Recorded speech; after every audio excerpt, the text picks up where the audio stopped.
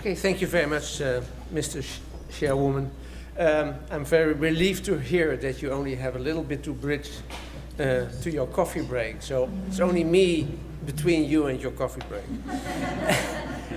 I would like to talk a little bit about peace as horizon of tolerance and dialogue, because I think it is important on this day to analyze a bit more what Hajj Effendi Fethullah Gulen has to say about this notion of peace, and also to broaden that notion a bit. So let me tell you the 4 paragraphs of my talk so that you can follow the amount of time that still is left until you can move from here. First, I will sketch how for Muslims, and of course Fethullah Gulen is a Muslim, the notion of peace is immediately connected to their religion, since in Arabic the word for peace, salam, is derived from the same root as the word Islam. In the second place, I will try to make clear that although Gulen's phrases about Islam as a religion of peace may sound not very realistic sometimes, it is based on an analysis of the root causes of violence.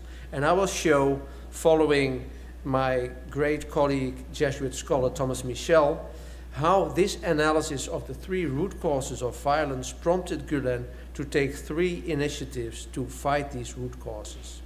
And the 3 main causes of violence were answered by the 3 main initiatives in the so-called Gulen Movement. In the third place, I want to show that an adequate understanding of peace as horizon of tolerance and dialogue requires a more encompassing notion of peace than just absence of war. And finally, and in that sense I come back, I think, to where my colleague sister Arlene Epic began, I want to show how the spiritual side of the notion of peace, not only inner peace in the sense of tranquility of mind, but also peace with God, is connected with the religious inspiration that moves Gulen in his initiatives for tolerance and dialogue as means towards peace. So my first point, Islam as a religion of peace. As I said, it is important to realize that for Muslims, the root salima, a word that they use when they greet each other, and also in Turkey, assalamu alaikum, is a word that is at the basis of the word Islam as well. In its basic meaning, this word means to be safe and sound, to be unharmed, secure, or to escape from danger. In its second form, salama, it also means to protect from harm, to grant salvation. And this is what Muslims mean when they pronounce the eulogy on Prophet Muhammad sallallahu alaihi wasallam. May the blessings and the peace of God be upon him. And of course, you all know the religious meaning of the greeting, assalamu alaikum. May the peace of God be upon us, be upon you and upon me. But as I said, the words Muslim and Islam are derived from a different form of the same root, meaning to submit oneself to God. Or, as I personally prefer, a translation that I learned from Afra Jalabi, a Syrian peace activist who now works in Canada, to align oneself to the cause of God. That doesn't sound so passive as to submit oneself to God. This all means that for a Muslim like Fethullah Gulen, the word peace cannot be separated from its religious connotations. In a number of his writings, he makes clear that a true Muslim, therefore, cannot but act peacefully, since this is inherent in the very core of the notion of Muslim. In one of his recent articles, he observes that Muslims in their daily lives, in their greetings and in their prayers, extend the wish to be in peace with the whole of creation. His point of departure is a hadith, a tradition that goes back to Prophet Muhammad, saying, "The Muslims are those from whose tongues and hands other Muslims are safe and sound." Now, you may summarize the whole importance of Fethullah Gulen by saying that he widens the notion of this hadith to say, well, it's not only Muslims who may feel safe, everyone should feel safe. Only then are we good Muslims, when everyone feels safe in our neighborhood. Now, of course, when you say this after September 11, many people will think, okay, this is nice, but it is not realistic. So, of course, Gulen is aware of that. In his reaction to the terrorist attacks on September 11, Gulen has categorically denied that these terrorists could ever rightfully appeal to Islam. We have seen a quotation in the film, this video that started the conference this morning. Let me give you a similar quotation from an article that he wrote for the Turkish Daily News on September 19, 2001. Islam cannot be considered a religion that supports terrorism because the meaning of the word Islam is to make peace.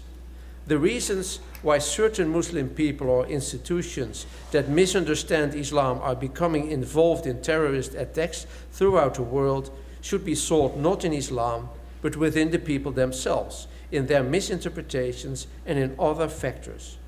Just as Islam is not a religion of terrorism, any Muslim who correctly understands Islam cannot be or become a terrorist. End of quotation.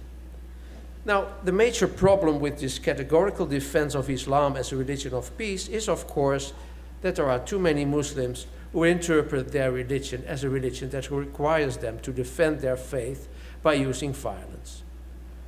That did come up this morning, so I don't need to go into the details. But I think if you talk about the whole subject matter of religion and violence, and there have been quite a lot of conferences on that, what stuck to me and what still has remained in my mind over all these years is a pronouncement that a Jewish friend of mine back in the Netherlands made.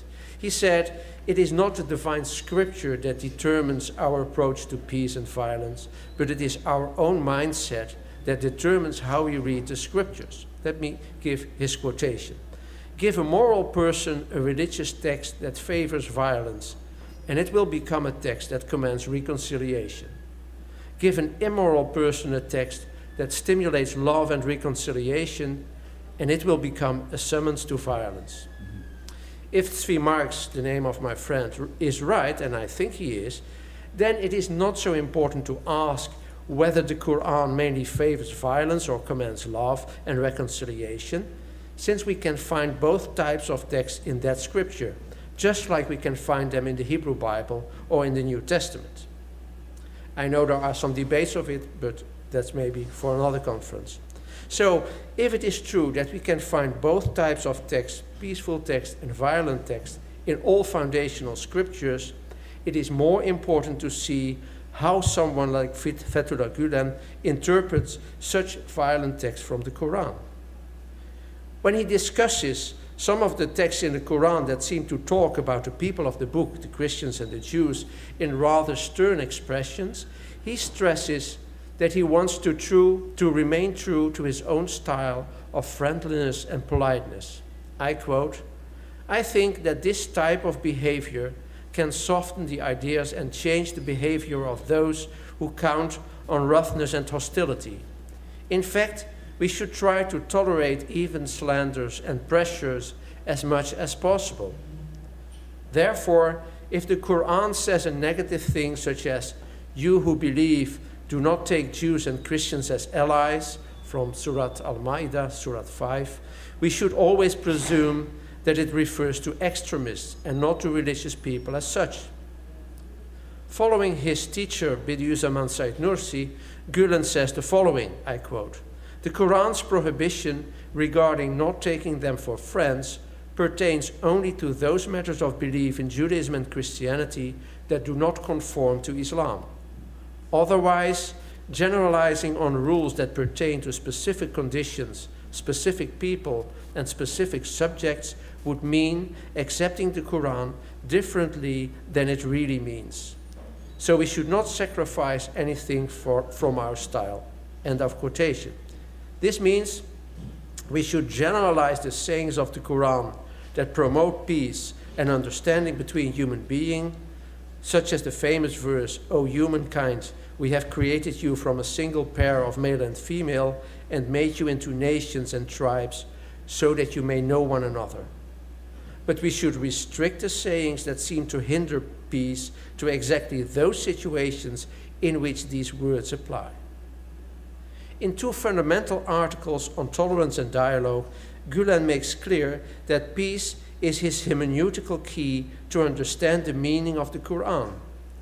Since the Quran itself repeatedly says that peace is better, this should be our default understanding of Islam. Gulen says, if we start our effort for dialogue with the belief that peace is better, then we must demonstrate that we are on the side of peace at home and abroad. Indeed, peace is of the utmost importance to Islam. Fighting and war are only secondary occurrences which are bound to specific reasons and conditions. And again, in a summarizing quotation, peace, love, forgiveness and tolerance are fundamental to Islam. Other things are accidental. The second point, 3 root causes of violence and their healing. The foregoing analysis in which peace is seen as fundamental to Islam would be rather naive if it does not lead to an analysis of the causes that hinder Muslims to act accordingly. More importantly, once the root causes of the disease named violence and terrorism have been diagnosed, a cure should be applied to their healing. And that is exactly what Gulen does. He once again follows in the footsteps of his teacher Bediüzzaman Said Nursi, who mentioned three sicknesses that caused the backwardness of the Islamic world in his famous Damascus sermon back in 1911, almost a century ago now. By the way, he mentioned 6, but Gulen took 3 out of them.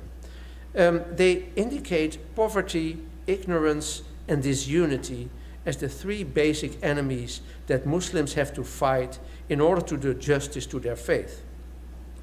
Father Thomas Michel, on the conference in Georgetown, where Dr. Kim was present as well, he was one of the first Christian theologians to recognize the importance of both Nursi and Gulen in present-day dialogues between Muslims and Christians, has shown how Gulen decided to combat these 3 evils through 3 sorts of activities.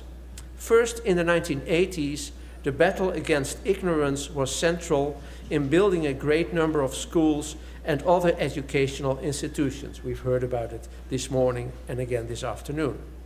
Next, in the 1990s, in order to combat disunity between believers and human beings, a number of dialogue activities were deployed both in Turkey and around the world. The Rumi Forum is among the most important of these, I believe. Finally, the beginning of the 21st century saw the beginning of the fight against poverty through organizations such as Kimse Yok Mu, which can be translated as, "Is there nobody who cares?" In this way, the followers of Gulen follow his analysis in developing activities that can be summarized in one Turkish word, and again, Dr. Kim already mentioned it, Hizmet, service. And that's also the name of the Gulen movement in Turkey. I'm always a bit embarrassed talking about the Gulen movement because it is my opinion. Well, first of all, I know that Hajj Effendi Fethullah Gulen is not very satisfied with that term. And I also think it leads you in a wrong direction because it is not about Gulen, what we are doing. It is about service. So what they are doing is they open schools to overcome ignorance. They open dialogue institutions to overcome disunity, and they organize charity to overcome poverty. This shows that Gulen's assertion that terrorism cannot be caused by Islam, but by other factors, is not just an empty phrase, but it is backed up by an analysis of the root causes of violence, and moreover, that Gulen has given the impetus to help overcome these root causes of violence by activities in these 3 fields: charity, dialogue, and education. That is why I said at the beginning of this lecture that peace is the horizon of the activities of the Hizmet, of the movement inspired by Fethullah Gulen. Very short 3rd paragraph, 4 levels of peace. I'll just mention and not go into the details. I think you can analyze Gulen's talk about peace in 4 levels. The first level is the level that we have been talking about this morning and most of the day, the idea of global and universal peace, the peace between nations, the peace between cultures. The second level is the level of interpersonal and intercommunal peace. How can we live with one another in a good manner? The third level is what Gulen calls inner peace or tranquility and peace of mind. And then the fourth level is what Gulen calls eternal peace as the ultimate goal of human life. And in the fourth and final paragraph of my lecture, I would like to discuss these two last levels a bit more and focus on the spiritual dimension of peace, serenity, and peacefulness with God. Most scholars who have studied the works of Fethullah Gulen in Turkish or in English agree about the fact that his 4 books called Emerald Hills of the Heart on key concepts in the practice of Sufism are probably the most important and certainly the most scholarly of Gulen's works. If one wants to research the core notions that drive his engagement and that of many of his followers, one should consult these sources. By the way, one should listen to his sermons as well. That was the reason why I went to Turkey this summer, apart from the trip that I made with the Rumi Forum in Maryland, and that I'm very grateful for. But I think that is, and again, Dr. Kim mentioned that the followers of Hoxha Effendi listened to these sermons and were really emotionally stirred. And that drove his interest, okay, what's happening here? And for me, it was very similar. So that was a kind of a enterprise that I made as well. The original context of these reflections on Sufi notions is a series of reflections under the same title, Kalbin Zümrüt Tepelerinde, which means Emerald Hells of the Heart, on the central pages of Sezinte, a monthly magazine of science and culture. Most of these 2- or 3-page reflections are translated from Turkish into English and published in the English version of Sezinte, namely The Fountain, a magazine of scientific and spiritual thought. Later on, they are collected and printed again in book form, and since Fethullah Gulen is still writing an article for each magazine, the series of books will keep growing in the near future. Let me explain about these Sufi notions. Their origin is the practice, not the theory, but the practice of Sufism, the mystical tradition of Islam in which the Sufis spent their lives seeking God. Their experiences or knowledge of the heart in doing so are gathered in a number of practical guides for seeking God, well knowing that we can only find God because God has found us before we began seeking. It's kind of a complicated notion, but I think essential for Sufism. The Sufi path is called the Tariqa, and it knows many stages and stations, as they are called. And distinguishing these stages in order to see where you are on the mystical path is a famous organizing principle in mystical texts. If you are familiar with mystical texts, for instance, in Christianity, you will see something very similar. So, in the world of Islam, many authors have tried to summarize and systematize these notions. And I'm somewhat familiar with Abu Hamid Muhammad al-Ghazali, who in his famous Ihya Ulum-ad-Din gives a number of these notions. So I don't have the time to go into the details. So let me just immediately focus to the notion of what al-Ghazali calls intimacy and contentment with God. That's, of course, a very intimate, close notion of being with God. In his collection of Sufi essays, Fethullah Gulen talks about 2 notions that are connected with them. It's not salam, because that is a more political notion, I think. In the Sufi notion is sakina, which is translated as tranquility, which might come close to what I just mentioned as peace of mind. But it is a tranquility sent by God. According to the Quran, Surat Al-Fath, He it is who sent down serenity into the hearts of the believers, so that they may have more faith added to their faith. So it is a peace of mind in the midst of trials and tribulations, but its source is recognized as a gift from God. In this respect, it is interesting for me as a scholar of religion to notice that the word sakina has the same root as the Hebrew word Shekhinah, that denotes the indwelling presence of God among his faithful in Jewish mysticism. Even in Arabic, Sakina may mean tranquility, peace of mind, but also the immanent presence of God. The second notion discussed by Gulen, together with tranquility, is itmi'nan, or peacefulness. It is related with a verb form that means to become quiet, to calm down, which indicates that the heart of a believer can be at rest, since it found peacefulness with God. This is indicated in the Quran, Surat Al-Ra'd, as follows: "In the remembrance of God do hearts find peace and tranquility." The third and last notion that I will discuss lies behind these two notions of tranquility and peacefulness. It is the notion of seeking God's pleasure or approval.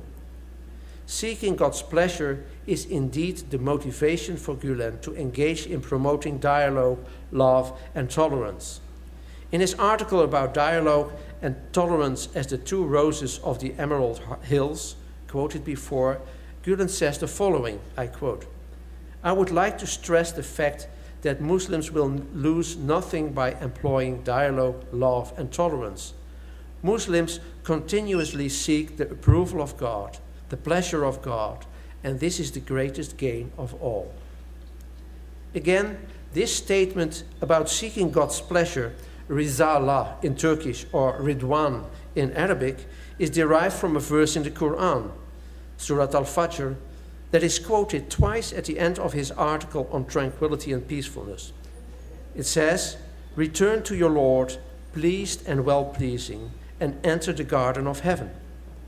But the pleasure of God is even greater than the rewards of heaven, as the great female Sufi mystic Rabi'a of Basra reminds us in saying that she seeks God not for the rewards of heaven, but because of God's self. You may know this story where she goes through the streets of Basra carrying a torch in one hand and a basket of water in the other hand. And people asking, "What are you doing?" And she said, "Well, I want to set fire to the gardens of heaven because I don't see God because of heaven. And I want to quench the flames of hell because that is not what we seek. We have to seek God for God's self." This is to be found in the Quran as well, Surat Al-Tawbah. God has promised the believers, men and women, gardens beneath which rivers flow, to dwell therein forever, and beautiful mansions in Garden of Eden. But God's good pleasure, his being pleased with them, is greater still. That is the supreme triumph. I conclude. This notion of seeking God and working for the sake of God's pleasure is, in my opinion, the central notion in Gulen's engagement in tolerance, dialogue, and peace between the nations. It is the final aim of having a tranquil soul, being at rest with God, and feeling intimacy and contentment with God, since God is, I quote again, well pleased with them, and they are well pleased with God. I hope that this final quotation from the Quran, this time from Surah 98, that this final quotation from the Quran not only shows how Gulen perceives his own life as driven by the desire to please God, and that motivates him to service as a central movement, but also how this relation of mutual contentment between God and human beings is already sketched as the final goal for our engagement in peace in the very words of the Holy Quran. Thank you.